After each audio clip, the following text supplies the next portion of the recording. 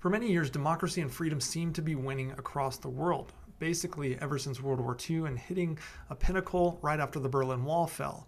But in recent times, authoritarianism and fascism have been making a comeback, and I believe that one reason for this change is the passing of the Greatest Generation. So just some background here. The Greatest Generation refers to people born between 1901 and 1927. They lived through the Great Depression, fought in World War II, and helped rebuild countries both friend and enemy after that war. This generation witnessed the horrors of fascism firsthand in the form of Adolf Hitler's Nazi Germany, Benito Mussolini's Italy, and Imperial Japan under Emperor Hirohito. They were also among the first to recognize authoritarian Soviet rule and counter Soviet aggression, with their influence shaping policies that continued through the Cold War era and into the presidency of George H.W. Bush, who was the last president hailing from the Greatest Generation.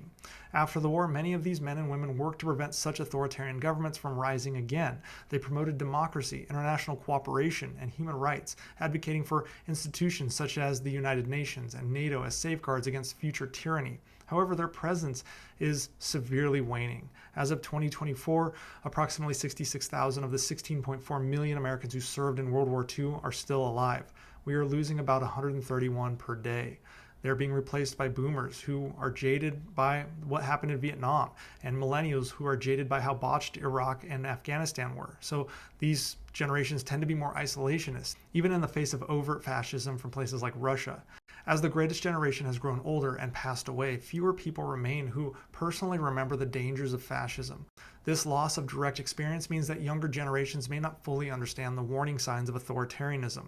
The absence of first-hand accounts makes it easier for leaders to manipulate fear and misinformation to gain power. Schools today do not teach as much about World War II and the rise of fascism as they once did, mainly due to the growing time distance between today and then, which makes it easier for authoritarian leaders and authoritarian ideas to spread. Recent studies suggest that historical amnesia is a growing problem, with surveys indicating that younger generations are less familiar with the events leading up to World War II and the consequences of appeasement. Some in the media and the government, seeing these cracks, are filling those gaps with their own versions of history.